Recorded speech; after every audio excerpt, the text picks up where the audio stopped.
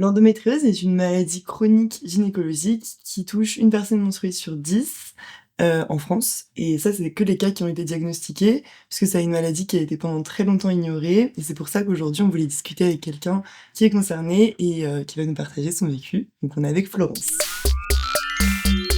Bienvenue chez les Bavardines. Hello! Salut! Bienvenue Florence chez les Bavardines. Merci. Déjà, merci beaucoup de nous donner un peu de ton temps pour discuter avec nous. Donc aujourd'hui, dans cet épisode, on va échanger avec toi sur les répercussions de l'endométriose dans la vie sociale et la vie professionnelle. Donc est-ce que dans un premier temps, tu peux te présenter aux internautes? Avec plaisir. Merci de me laisser partager mon quotidien et témoigner de ce que je vis. Donc, je m'appelle Florence, j'ai 46 ans, 2 enfants, et aujourd'hui, je suis enseignante et formatrice dans l'éducation nationale. Déjà, est-ce que tu pourrais nous parler de quand est-ce que tu as été diagnostiquée, quand est-ce que ton endométriose a été diagnostiquée et peut-être les symptômes que tu as eus et que tu as aujourd'hui? Alors, je dirais que je vais commencer par vous parler des symptômes parce que c'est d'abord mon vécu et un vécu long avant d'avoir un diagnostic. Dès mes premières règles, j'ai eu des douleurs assez importantes et des saignements assez importants, mais c'était pas à l'époque, identifié comme un problème et on me disait que c'était normal, que j'étais une femme, il fallait vivre avec. Donc du coup, douleurs importantes, au ventre, de plus en plus importantes, des règles, que je qualifierais maintenant d'hémorragiques, avec toute la difficulté, que ça peut engendrer et puis, ces règles hémorragiques provoquaient beaucoup de fatigue et et puis, avec le temps, des troubles digestifs qui ont pu apparaître et donc, je n'ai pu être diagnostiquée que vers l'âge de 35 ans. Hem alors, parce que j'ai eu, dans mon parcours, d'une certaine manière, la chance d'avoir une maman qui, souffrait de règles douloureuses aussi. On peut soupçonner qu'elle aussi, était peut-être atteinte d'endométriose, mais désormais ça ne sera pas diagnostiqué et en tout cas qui m'a, permis de prendre, la pilule assez rapidement. Donc, ça a régulé les douleurs, même si, comme c'est pas ce qu'on traitait, c'était pas parfait. Et à l'âge de 35 ans, j'ai souhaité, arrêter la pilule pour, ne plus avoir de traitement hormonal et en changeant de moyen de contraception, j'ai choisi un stérilet au cuivre et le cuivre a déclenché une inflammation qui nous a permis de faire apparaître, la maladie ou en tout cas de faire en sorte que, les médecins prennent conscience que j'étais malade. Parce qu'aujourd'hui, je peux penser que, tout ce que je décrivais aux gynécologues et médecins, dès mes 13-14 ans, heu, aurait pu les alerter pour qu'on vienne m'aider bien avant. Ouais, c'est sûr parce qu'en fait, tu as pris la pilule grâce à ta mère qui t'a, dit que potentiellement tu l'avais, mais c'était pas grâce aux médecins, en fait. Les médecins t'ont pas dit: «Il fallait la prendre parce que tu avais potentiellement l'endométriose». Alors ma maman ne m'a pas fait prendre la pilule parce que, elle soupçonnait une endométriose, elle ne connaissait pas l'existence de la maladie. Elle-même ayant vécu avec des règles très douloureuses et des règles, qu'elle disait très importantes, quand elle décrit maintenant, on pourrait dire aussi hémorragiques. Lorsqu'elle a pris la pilule, en tant que moyen de contraception, ça a sérieusement réduit les symptômes chez elle. Donc du coup, quand j'ai présenté les mêmes symptômes, sa réaction a été de dire: «Bah, ça va te donner un certain confort de vie». Mais à aucun moment ces mots-là n'ont été d'endométriose ou, adénomiose puisque l'adénomiose est une forme, de la maladie, au niveau de l'utérus plus particulièrement. Ces mots-là n'ont jamais été posés avant mes 35 ans. Donc, vraiment, c'est pas la maladie avant qui a amené, c'est, un intérêt, enfin, prendre soin de moi et m'apporter un confort par quelque chose qu'elle avait découvert par elle-même. Est-ce que tu pourrais juste définir l'adénomiose et l'endométriose pour voir un petit peu la subtilité qu'il y a entre les deux?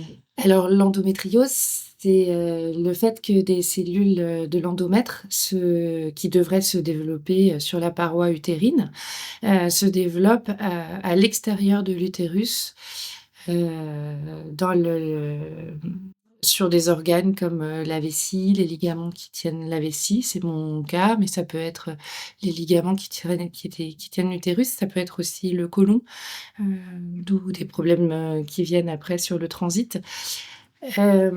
Ça peut, et puis, l'adénomiose, c'est, la paroi de l'utérus qui est beaucoup plus épaisse, qu'elle ne l'est dans la normalité.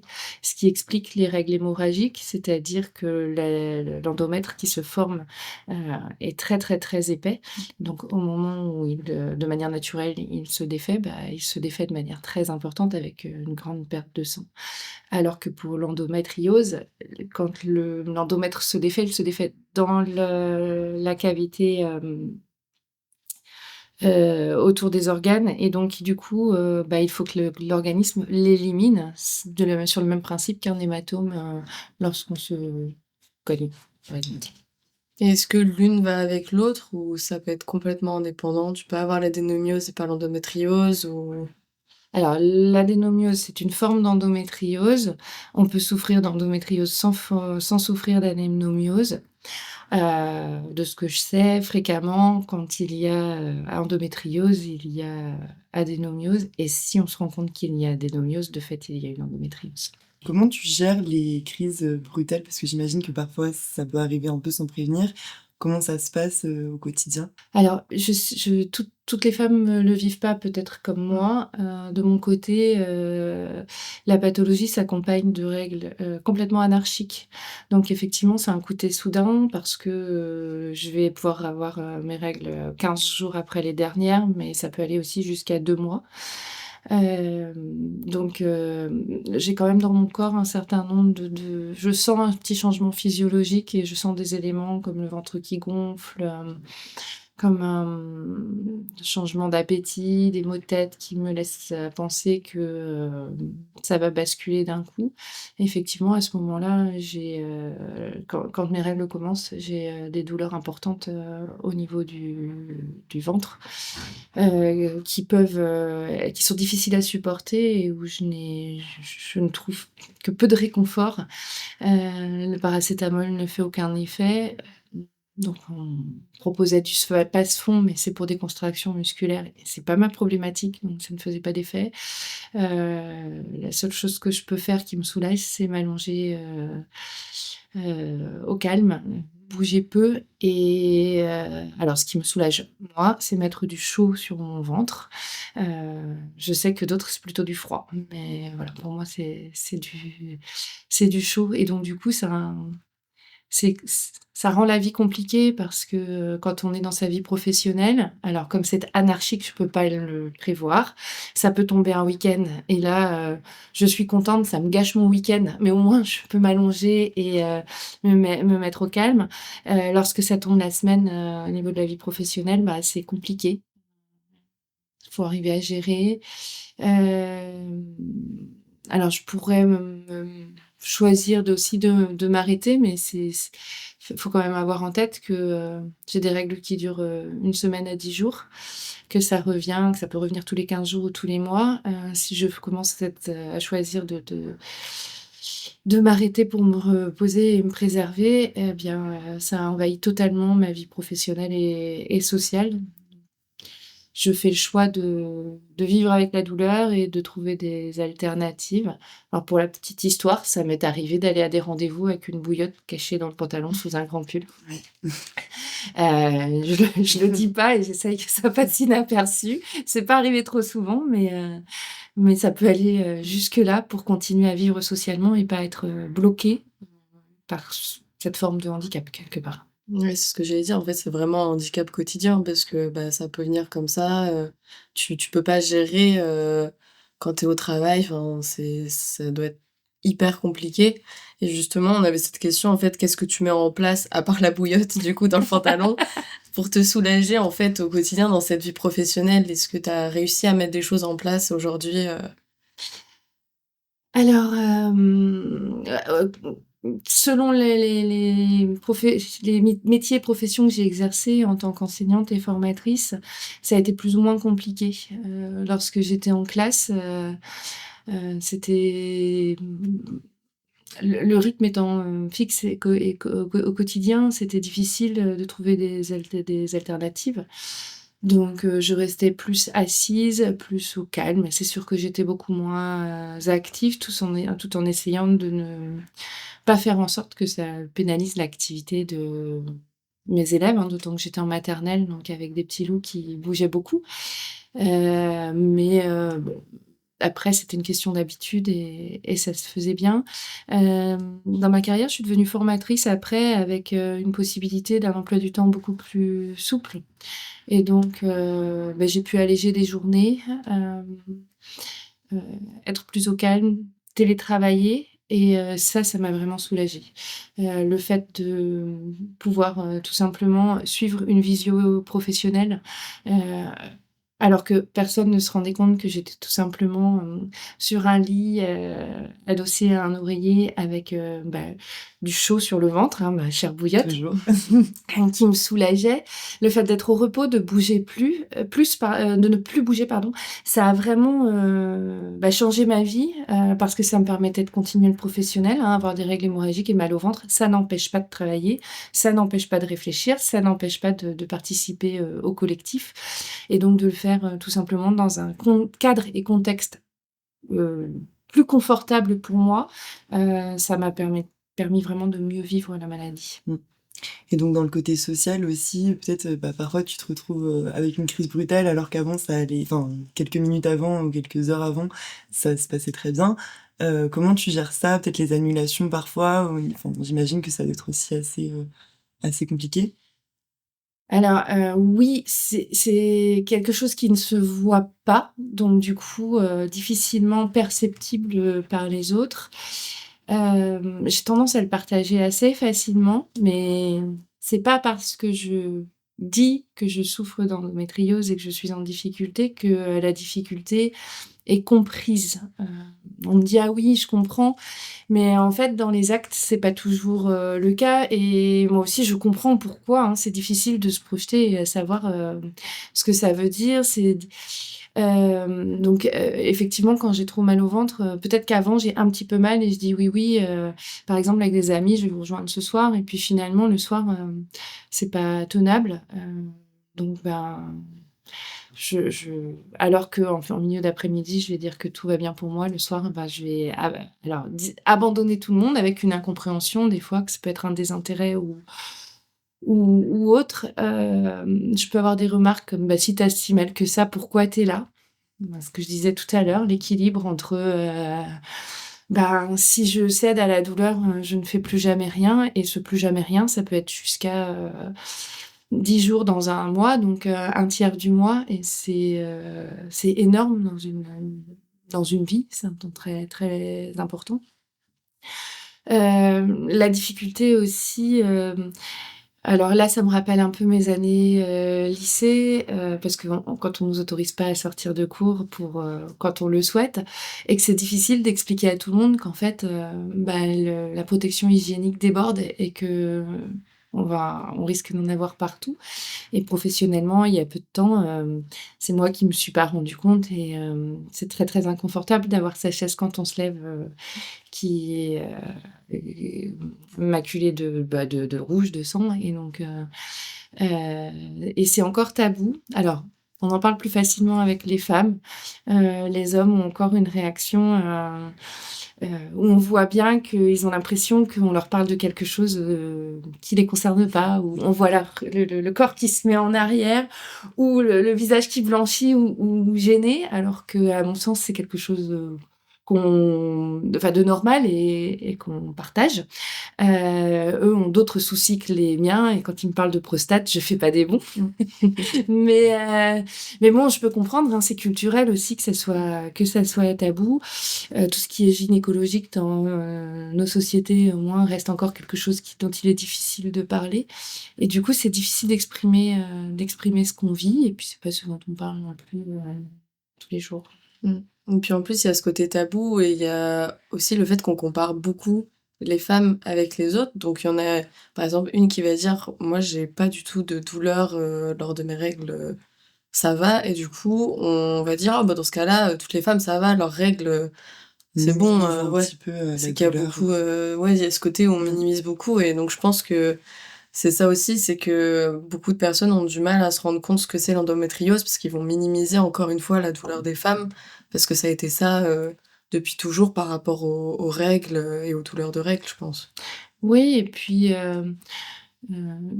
j'entends encore des remarques sur le fait que au moment des règles, les femmes sont lunatiques, de mauvaise humeur. Moi, dans ces périodes-là, je perds énormément de sang, je suis épuisée. Pour autant, dans la mesure de mon possible, j'essaye de continuer à mener mon quotidien, sachant qu'il y a des moments où je m'épuise et je peux dormir la journée complète, ce qui montre à quel point je suis épuisée. Forcément, dans ce quotidien, à ce moment-là, je suis fatiguée, très fatiguée, et comme n'importe quelle personne qui est extrêmement fatiguée, j'ai moins de patience. Non, c'est pas mes hormones qui me travaillent et qui font qu'émotionnellement, ça va pas ou que je suis lunatique. C'est simplement que la fatigue aidant, j'ai moins de résistance physique et puis moins de patience à ce qu'il se passe. Et il y a peu de temps, ma fille, m'a fait une réflexion, «Bah oui, tu as tes règles, bah, c'est pour ça que tu es, lunatique et désagréable». Et donc ça m'a surprise. J'ai trouvé ça extrêmement désagréable, cette réflexion venant d'une adolescente, et je lui demande: «Mais d'où tu me dis, ce genre de choses, d'où ça vient?» Et elle me répond: «Bah, on en a parlé, en classe», et donc je me dis: «C'est tellement ancré dans la société qu'encore aujourd'hui, on enseigne à des enfants».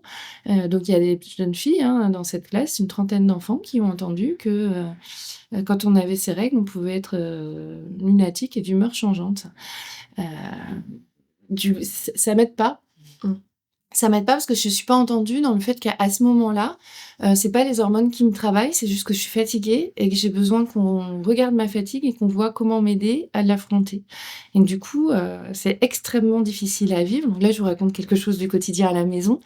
Mais au travail, c'est un petit peu la même chose, et cette représentation où je comprends, mais en arrière-plan, cette idée que, quand on a ses règles, on est lunatique, que c'est un truc de femme, beh, ça me met en difficulté, et on n'est pas dans la compréhension qu'à ce moment-là, en tout simplement aménageant le contexte dans lequel je suis, c'est-à-dire, faire face à la douleur, pouvoir, aller me doucher ou changer de protection hygiénique plus facilement, alléger le travail à ce moment-là sur lequel je vais pouvoir faire face à un autre moment, enfin, ça va régler le problème. Et ça, c'est pas un problème d'émotion et lunatique. Donc on voit bien que culturellement, il y a des images et des représentations qui font que, on a un regard, décalé, sur la situation. Des fois, on n'a pas la réaction qui va aider la personne qui est en souffrance sur la maladie. Et par rapport à ce que tu dis, qu'est-ce qui te semble nécessaire de mettre en place, que ce soit, bah, du coup, dans l'éducation, mais aussi des mesures, d'aménagement qui devraient être mises en place pour, les personnes qui en souffrent? Bah, je pense faire connaître, la maladie, telle qu'elle est, avec les symptômes, qu'elle provoque, avec, cet aspect, de douleur et grande fatigue qui peuvent être accompagnés par tout le monde, quelle que soit l'activité qu'on a. Alors, quand l'activité qu'on a, c'est être debout, faire du sport, à ce moment-là, effectivement, ça peut être un peu compliqué. Mais quand on travaille derrière un bureau, le télétravail peut très bien, permettre d'être, dans un contexte, à la maison, plus confortable pour réaliser la tâche, aménager les horaires, tout simplement. sur ces périodes-là, plutôt qu'une autre, faire confiance à la personne qui souffre d'endométriose, pour échanger souvent, avec cette maladie avec les personnes qui ont cette maladie. On a toutes envie, de vivre notre vie sociale et professionnelle du mieux possible. C'est pour nous un poids, donc quand on nous permet de le faire, non, on va pas être tir au flanc et profiter de cette situation pour en faire moins, donc faire confiance et aménager les postes en termes de temps et éventuellement en termes physiques sur, des chaises ou du matériel qui permettent d'être dans une posture qui est plus confortable au moment où le ventre est très gonflé et là, je suis assise un peu penchée. C'est une situation que je vis très mal, il faut simplement que je libère mon ventre en me positionnant en arrière. Une chaise de travail qui me permet ça, ça me simplifie tout simplement la vie. C'est vraiment pas, compliqué, pour me soulager. Et justement, tu parlais de confiance au travail. Est-ce que tu dois te justifier d'une quelconque manière justement pour tous ces aménagements? Est-ce que on te demande un papier qui dit que tu as l'endométriose et que dans ce cas-là, oui, tu as le droit d'avoir tous ces aménagements? Alors, on ne me le demande pas, mais c'est pas simple. Je vous rappelle que c'est quelque chose qui revient tous les mois, qui peut même, selon les temps, revenir tous les 15 jours, 3 semaines quand j'ai des cycles très courts. C'est pas simple de venir à répétition dire aux gens: «Bah, là, j'ai besoin». Parce que finalement, dans une année, on a besoin, au moins, à minima 12 périodes de 3 ou 4 jours, ce qui commence à faire, très régulier. Donc c'est pas simple. Je porte une certaine culpabilité aussi. Je suis pas à l'aise. Alors, de dire: «Est-ce que c'est le regard des autres ou c'est moi qui m'inflige, ce regard en me disant: "Les autres vont penser que"», je suis pas très au clair, avec ça. Hem, En tout cas, le fait d'avoir la reconnaissance médicale, le médecin qui, vous accompagne pour demander, faire un dossier affection longue maladie. Heu, le fait d'être reconnu, travailleur, alors handicapé, à la hauteur du handicap pour venir dire: «Bah, voilà, j'ai besoin qu'on m'aide et qu'on affabule que et j'affabule pas, j'ai besoin qu'on m'aide à aménager mon poste». Heu, Moi, je pense que ça me donne une certaine légitimité à le demander et derrière, il y a les on va dire les supérieurs, hiérarchiques ou les collègues à qui on va demander les services à qui on va demander le matériel, à qui on va parler de la maladie. Mais on n'a pas besoin de justifier auprès de tout le monde du pourquoi nous on a un poste aménagé et pas les autres et autant j'en parle facilement, autant il me semble pas nécessaire de venir raconter ma vie gynécologique au monde entier.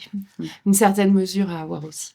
Et puis pour les personnes qui t'accompagnent, surtout tes proches d'ailleurs, comment est-ce que tu leur en parles aussi et comment, ils peuvent t'accompagner au quotidien? Parce que c'est vrai qu'on a tendance un peu à enfin, il faut pas jeter la pierre aux personnes qui vivent pas ça parce que, bah, bien évidemment, on peut pas se rendre compte. Mais comment ils peuvent accompagner au mieux et puis comprendre aussi, selon toi? Alors mes proches, ils vivent la maladie avec moi. Je parlais tout à l'heure du fait d'être couchée tout un week-end. Bah, ça veut dire pour mes proches que je ne suis pas là, je suis pas disponible. Je peux être couchée, allongée comme c'est douloureux, très isolée parce que, la chaleur peut soulager la douleur, mais, elle est toujours, présente. Ça veut dire que ce week-end-là, on va pas faire de sortie, ça veut dire que, on va pas avoir d'activité ensemble. Ça veut dire que peut-être on va annuler à cause de moi, ce qu'on avait prévu, donc, c'est compliqué. Hem, des fois, ça va aller mieux et puis ça va revenir, le fait que je me remette à bouger, donc, il y a des fois une incompréhension, surtout quand mes enfants étaient petits, du «maman va bien, maman va plus bien». C'est un petit peu aléatoire et insécurisant pour eux. Après, comme ils le vivent au quotidien et puis qu'ils le voient, hein, ça se voit des fois sur mon visage, le fait que je sois blanche, tendue avec, heu, en sueur, ils se rendent bien compte que je suis en train de gérer quelque chose donc heu, en tout cas, ils ne me jettent pas la pierre. J'ai jamais de reproche sur le fait que je ne sois pas disponible, même si je sens bien que, ben, il y a une frustration pour eux. Et puis, bah, ils vont essayer de m'aider. Alors c'était mignon avec mes enfants qui allaient, réchauffer ma bouillotte pour pas que j'aie à sortir du lit pour le faire. Hem, ils vont prendre soin de moi. Après, il y a la limite que, ben, pour eux, c'est difficile de se dire qu'on peut pas aller plus loin et soulager quelqu'un qu'on aime. Et puis, ben, toujours, le l'incompréhension et pas toujours les bons gestes. La réflexion de ma fille l'autre jour était blessante et ils vont pas se rendre compte toujours de que m'aider et soulager la fatigue après aussi, quand je vais bien, parce qu'elle reste. Qui dit, 5-6 jours de règles hémorragiques, c'est une dizaine, voire une quinzaine de jours après pour arriver à reprendre le dessus et bah, j'ai besoin d'aide encore pendant les 15 jours qui suivent et ça, c'est rarement vu et entendu et 3 semaines sur un mois où on a besoin d'aide, ça fait beaucoup. Et justement, bah, du coup, tu parlais de culpabilité un petit peu et le fait que, bah, on te fait encore des réflexions. Mais est-ce qu'au fil des années, tu as appris à juste ne plus culpabiliser par rapport à ce que tu ressens, ce que ton corps, ressent et à te dire: «Bah, de toute façon, c'est une maladie, c'est comme ça et j'ai pas à culpabiliser, en fait, de vivre tout ça»?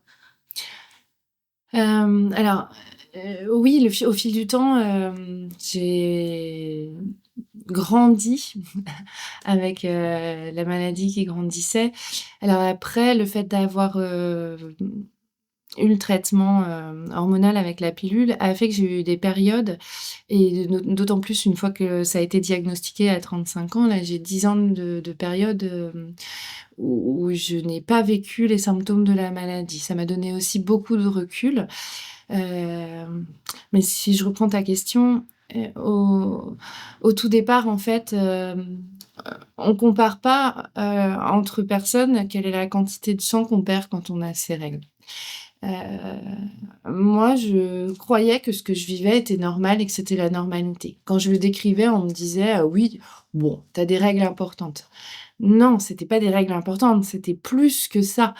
Dé et déjà, ça aurait dû inquiéter quand c'était seulement à l'âge de 13 ans. Donc à l'époque, ben, quand on a 13 ans, c'est pas facile, au collège et après au lycée de parler avec ses camarades, on s'approprie sa vie de femme et c'est pas facile de parler avec ses camarades, de ses problèmes gynécologiques. C'est pas un sujet commun qu'on met sur la table. Après, comme ça m'a beaucoup gênée et que c'est parce que ça envahissait ma vie et que, c'est quelque chose que ma maman avait vécu. J'ai pu en parler avec ma maman assez facilement et j'ai pu, avoir une libre parole là-dessus. Mais une libre parole dans la mesure de ce que je comprenais et je me sentais pas malade et les personnels, médicaux me disaient qu'il fallait que je vive avec, que c'était comme ça et que c'était la vie de femme. Donc bah, voilà, c'était très envahissant mais bon, il fallait faire avec et en gros, c'était moi qui me plaignais un peu beaucoup. Heu, donc à ce moment-là, non, j'étais, alors est-ce que c'était une culpabilité? Oui, d'être aussi embêtante, alors avec mon conjoint à l'époque, hein, plutôt que puisque je n'avais pas encore, d'enfant et c'était plutôt à la maison que, j'étais un petit peu, gênée par le fait que, bah, oui, mon corps, il fonctionnait comme ça et puis, pas de bol, ça nous empêchait de sortir, ça nous empêchait de ceci, ça nous empêchait de cela. Après, ça devenait de plus en plus envahissant et en même temps, j'avais un petit peu la méthode Coué et le leitmotiv, «Oui, mais c'est comme ça, tu es une femme, ça fait partie du quotidien». Et puis, donc j'ai eu la chance, malgré la maladie, de pouvoir avoir, des enfants sans difficulté et je sais que 30 à 40 des femmes, sont confrontées à des problèmes d'infertilité à cause de la maladie. Hem, Ce qui m'a sauvée, c'est le fait de très, très jeune, à l'âge de 16 ans, commencer à prendre la pilule. Et du coup, la maladie s'est pas développée parce qu'elle se développe et elle augmente dans le temps quand elle n'est pas traitée. Donc on peut penser que si j'avais, attendu ne serait-ce que 25 ans pour être accompagnée, ben, peut-être que ça aurait créé d'autres difficultés, dans ma vie. Alors je prenais une pilule, mais pas une pilule qui était réfléchie par rapport à l'endométriose, donc elle limitait les symptômes, elle me permettait de mieux vivre la maladie, mais pas de gommer les symptômes complètement. Lorsque, après avoir eu mes 2 enfants, donc j'ai choisi de poser un stérilet au cuivre qui a déclenché une inflammation, au niveau de l'utérus et qui fait qu'on a exploré plus avant et que la maladie a été diagnostiquée. On a cherché un traitement qui était adapté. On a tâtonné un peu pendant plusieurs mois et j'ai pu, avoir un traitement qui était, adapté, à mon profil où j'ai une autre pathologie qui sont les migraines. Donc les 2, c'était difficile de trouver quelque chose qui permette d'effacer les symptômes des 2 et donc là, ça m'a permis d'avoir un traitement adapté qui a effacé, tous les symptômes et là, j'ai vu ce que c'était que de vivre sans ce quotidien et du coup d'en parler plus facilement et de dire, moi je souffrais je souffre d'endométriose et voilà ce que j'ai vécu. Mais le fait de plus subir la maladie, ça m'a donné vraiment du recul et une facilité, à en parler et puis j'étais devenue maman et puis je grandis en âge, et là récemment alors un effet, secondaire, hein, du traitement, c'est de prendre du poids. Là aussi, hein, les remarques, c'est: «Bah, tu vieillis, c'est normal de prendre du poids». On m'a donné plein d'excuses pour lesquelles ça se passait comme ça. J'ai décidé récemment d'arrêter le traitement pour, contrecarrer cette prise de poids sur lesquelles je n'ai aucun contrôle et qui risque de m'amener d'autres soucis de santé. Et ça fait réapparaître, très rapidement l'ensemble des symptômes, donc je revis avec des symptômes que je n'avais plus et là, à nouveau, ça me donne beaucoup de recul pour en parler. Mais c'est vraiment le fait d'avoir, une évolution dans le temps et aussi de vivre, sans les symptômes et avec les symptômes qui me permettent de comparer, de prendre du recul et de pouvoir en parler, assez sereinement. Je pense pas que si j'avais ce chemin-là, je pourrais en parler, et faire le tri entre ce qui relève des symptômes et ce qui relève d'autres choses, dans ma vie. Donc, voilà. Parce que t'en parlais juste avant, on a tendance à prescrire la pilule dans un premier temps pour masquer les douleurs justement, mais ça permet pas de ralentir la maladie parce que tu disais que le traitement que tu prenais à un moment donné, il permettait de prendre en charge la maladie et donc de ralentir sa progression? Alors les traitements hormonaux vont limiter le développement de l'endomètre, une des caractéristiques de contraception, c'est de limiter le développement de l'endomètre. En limitant le développement de l'endomètre, ça limite, au sein de l'utérus et ça limite aussi, aux endroits où il ne devrait pas se développer. Donc de fait, prendre un traitement hormonal, ça limite le développement de la maladie. Le fait de chercher un traitement hormonal qui est encore plus adapté, limite encore plus le développement de la maladie. Mais, n'importe quel traitement, hormonal contraceptif alors je dis n'importe quel, je ne suis pas médecin, mais en tout cas le fait de travailler sur le avec les hormones sur la paroi, de l'endomètre, de fait ça travaille sur la maladie et ça permet d'en limiter le développement. Et je revenais aussi sur, bah, tu parlais de ton diagnostic parce que du coup, ça a été très tard pour toi. Donc tu disais à 35 ans, c'est ça? Ouais, les premiers symptômes, que je me souviens avoir décrits, parce que j'ai eu la chance d'aller aussi, consulter une gynécologue dès mes premières règles, mais les premiers symptômes que j'ai décrits, c'était, donc, vers mes 14 ans, avec des règles très, très douloureuses, m'empêchant d'aller à l'école où j'étais, littéralement pliée en 2. Le mot endométriose n'a été posé qu'à 35 ans. Ouais. Donc c'est très tard en plus, parce que, bah, pendant toutes ces années, tu as vécu, sans même savoir ce que tu avais vraiment Mmh. et en plus aujourd'hui, bah, il y a un test salivaire qui a été mis en place. Depuis cette année, en Oui, Depuis cette année, expérimental, ouais. février 2025. Mais avant, bah, du coup, c'était pas du tout, la même chose et il fallait passer par, plein de choses différentes pour être diagnostiqué, ça devait être très compliqué aussi là-dessus sur le diagnostic. Mmh. Alors oui, pour moi, il y a eu cette, inflammation utérine avec un passage, aux urgences pour comprendre, ce qui m'arrivait, cette douleur au ventre et la sensation d'avoir un melon dans le bas du ventre.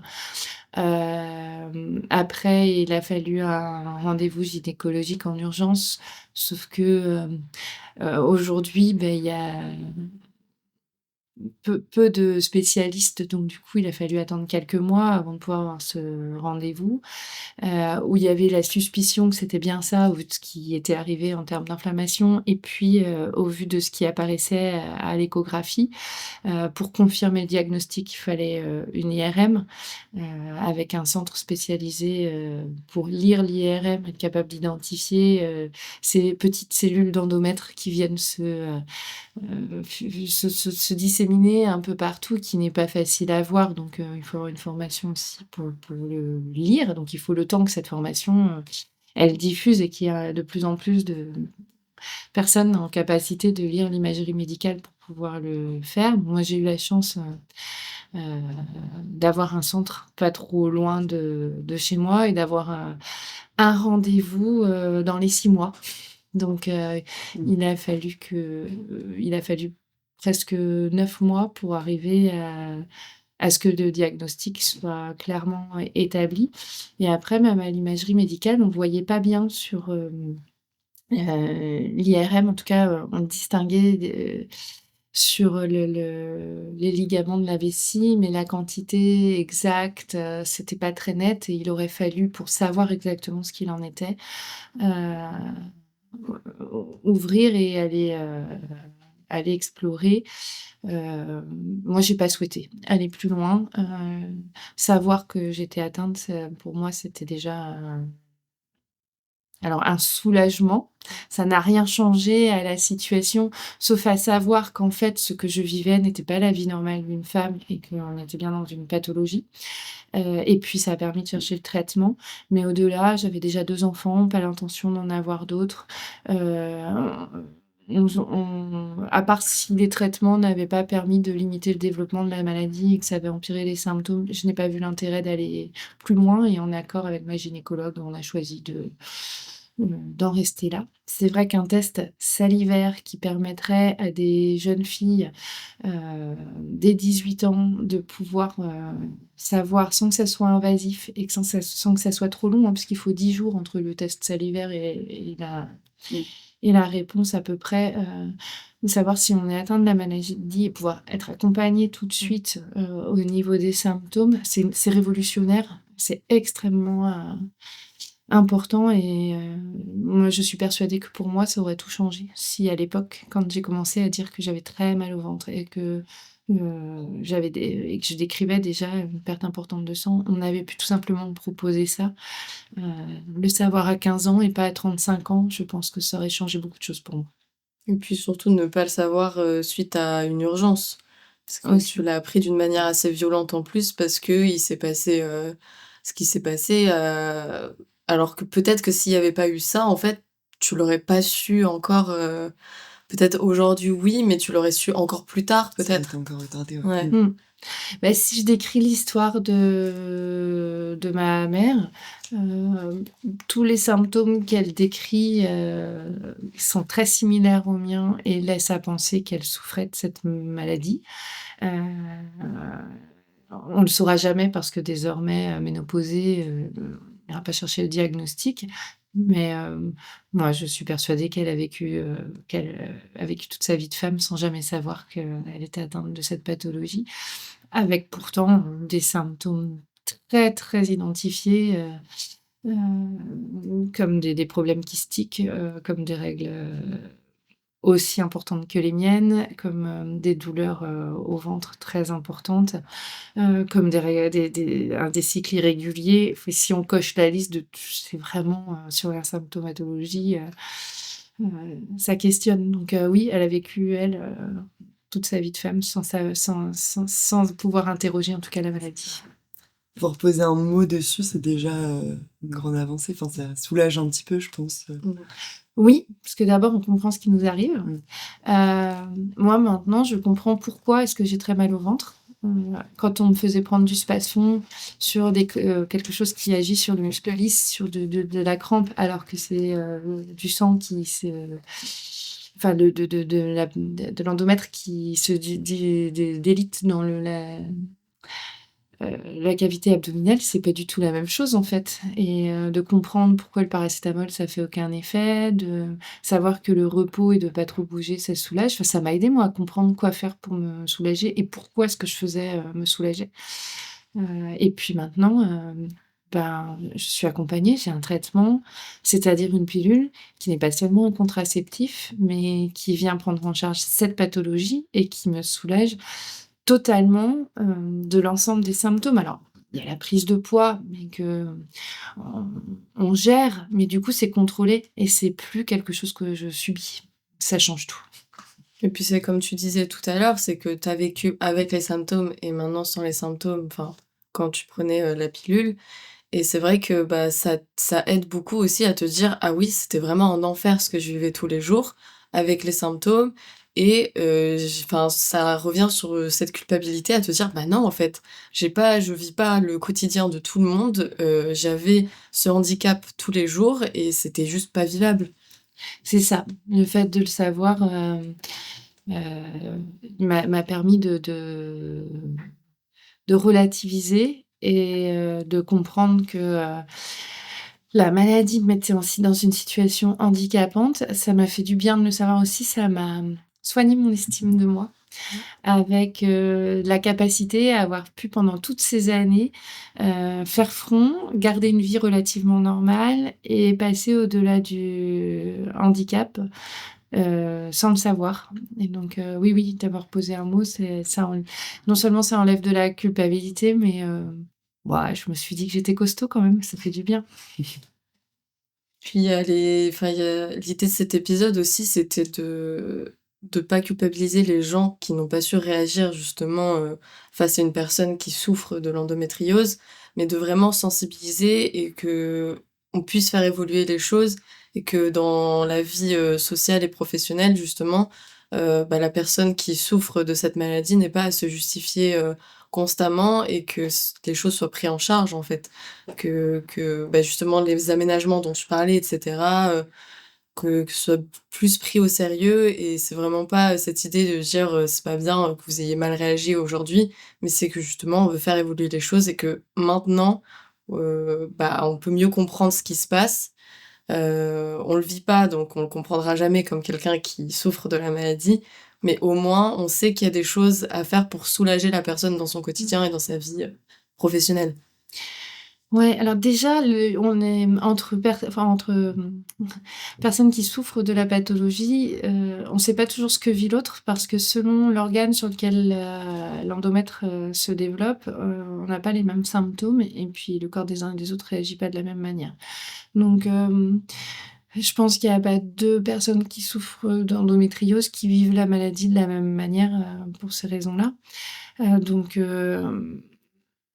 l'idée, c'est pas d'essayer de se comprendre les uns les autres, c'est déjà de comprendre, sur quoi, quels sont les communs sur lesquels la maladie agit. Donc, ce que j'identifie moi, c'est, la fatigue, la douleur, le fait que ça revient régulièrement, dans dans le quotidien et effectivement, l'idée, c'est pas, que les personnes, soient gênées d'avoir compris ou pas compris, mais par contre qu'elles se disent: «Ben, avoir ses règles, heu, c'est pas un problème», sauf quand pour n'importe quelle, maladie, ça influence sur ce qu'on peut faire, ou pas faire et donc se dire que être attentif à la personne, heu, quand on dit qu'on est fatigué ou quand on dit qu'on a un souci avec cette période-là, à cette période-là ou un souci, avec cette maladie-là, bah, c'est être capable de se dire: «OK, de quoi» mais comme pour toute maladie finalement, «De quoi as-tu besoin? En quoi puis-je t'aider?» et c'est la personne qui pourra le dire tout simplement. Ça peut être sur aménager du temps, ce que je disais, ça peut être sur aménager, le matériel sur lequel on s'assoit ou avec lequel, on travaille, ça peut être, aider à la maison à en faire un peu moins ou certaines tâches qui sont plus gênantes, à les prendre en charge et rien que ça soulage et le fait d'être entendu comme pour toutes les maladies, sur le fait qu'on va pas que à ce moment-là, c'est un peu plus difficile. Ça fait du bien et le fait qu'on nous aide, non pas à affronter la maladie, mais à affronter le quotidien avec la maladie et ben ça c'est vraiment le principal et puis, il y a des moi, j'arrive à en parler facilement, j'ai cette chance. Je pense qu'il y a beaucoup de femmes qui, culturellement, de par, comment elles ont été élevées, comment ça se passait chez elles, ne peuvent pas, parler de leurs règles ou de cette, période qui est propre aux femmes et qui est, on le disait tout à l'heure, quelque chose de l'ordre du tabou parce que c'est gynécologique. Heu qu'on puisse avoir, qu'elles puissent se dire que d'abord qu'elles sont pas seules, qu'elles puissent, entendre là nos propos et partager ce quotidien et puis, les personnes, qui les accompagnent dans leur quotidien, heu, que même si c'est difficile d'en parler, qu'ils aient une précaution, une attention pour elles, rien que ça. Si l'échange qu'on a là, peut leur permettre de se rendre compte que la personne qui vit là, juste à côté d'eux, des fois a besoin d'une attention et d'un regard et qu'on fasse quelque chose en plus pour elle, je pense que c'est important. Bah, je sais pas si tu veux ajouter quelque chose, Moi, je voulais vous remercier de m'avoir permis de témoigner de mon quotidien. En parler, ça m'aide à prendre du recul et à mieux le vivre. Je suis heureuse de le partager avec d'autres, avec les femmes qui vivent des choses similaires à moi et qui vivent cette maladie. Parce que quand on sait qu'on n'est pas seul, bah, ça fait tout simplement du bien et pouvoir le partager avec ceux qui ne la vivent pas pour que justement, ils la connaissent et le fait de connaître, tout simplement, ça permettra à tout le monde de mieux vivre, et à ceux à celles qui portent cette maladie de mieux traverser les épreuves auxquelles on est confronté à certains moments. Et c'est la meilleure, manière de sensibiliser, en fait, c'est d'en parler et puis éduquer aussi, dans les écoles, je pense que c'est bien d'en parler, de la bonne manière, par contre. Faut savoir Ouais. l'expliquer, Et l'expliquer aussi au moment où, dans les programmes, scolaires, on explique le fonctionnement, gynécologique. Ça peut être intéressant d'expliquer peut-être. une pathologie, liée au au fonctionnement gynécologique. C'est une bonne façon aussi de vulgariser, cette maladie et pour les jeunes filles qui risquent d'en souffrir et pour, celles qui auront la chance de ne pas en souffrir, et puis les jeunes hommes qui du coup auront une meilleure compréhension aussi, dans leur quotidien, peut-être de leur compagne un jour. mais en tout cas, C'est merci. Pardon. Non, non, j'allais juste dire, c'est vrai que moi, je n'ai pas du tout le souvenir dans les programmes en SVT d'avoir, évoqué l'endométriose ou aucune maladie, gynécologique. Enfin, en tout cas, pas l'avoir abordé plus que ça, quoi. Moi, je dirais qu'on peut remercier toutes les Mmh. associations et toutes les personnes, un petit peu connues qui, portent la parole de cette maladie pour qu'elle soit connue. Heu, Très sincèrement, je vois bien qu'entre mes 15 ans et mes 45 ans, il y a eu un chemin fait on n'est pas au bout, mais il y a eu un chemin phénoménal de fait par rapport, à la mise en lumière de cette maladie. Alors, petite voix off pour justement vous parler de ces associations qui mettent en lumière cette maladie et qui accompagnent les personnes qui souffrent de l'endométriose, qui sont là pour sensibiliser. Donc, on va vous mettre le lien de 2 associations, donc Endo France et Info Endométriose, pour que vous puissiez vous renseigner un petit peu plus sur le sujet. Voilà, je vous laisse avec la fin de l'épisode. Et aux recherches, qui amènent maintenant à ce test salivaire, à la vulgarisation et à tout ce qui est fait pour accompagner les femmes et un grand merci vraiment à toutes, celles et ceux qui s'engagent, sur le sujet.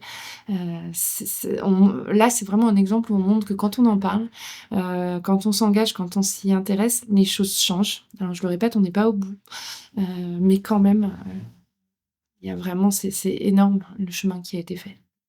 Ben, merci beaucoup, d'avoir parlé de ton Merci, ouais. vécu et justement d'en avoir parlé pour sensibiliser, à tout ça et on espère du coup, pouvoir, aider aussi, certaines personnes qui souffrent de cette pathologie à déculpabiliser, on va dire, de tout ça et Mieux se à comprendre mieux se aussi, comprendre, et peut-être du coup se reconnaître aussi dans ce qu'elles, dans ce qu'elles vivent au quotidien, comme toi, ce que tu vis, même si ça va être différent. Au moins, il y a quand même comment dire? On se sent compris, enfin Voilà. plus facilement compris, je pense, en entendant d'autres personnes témoigner de leur vécu. C'est ça. Donc merci beaucoup. Merci à vous. Voilà, on espère que cet épisode vous aura plu. Et puis on vous dit à la prochaine. Ciao! Au revoir.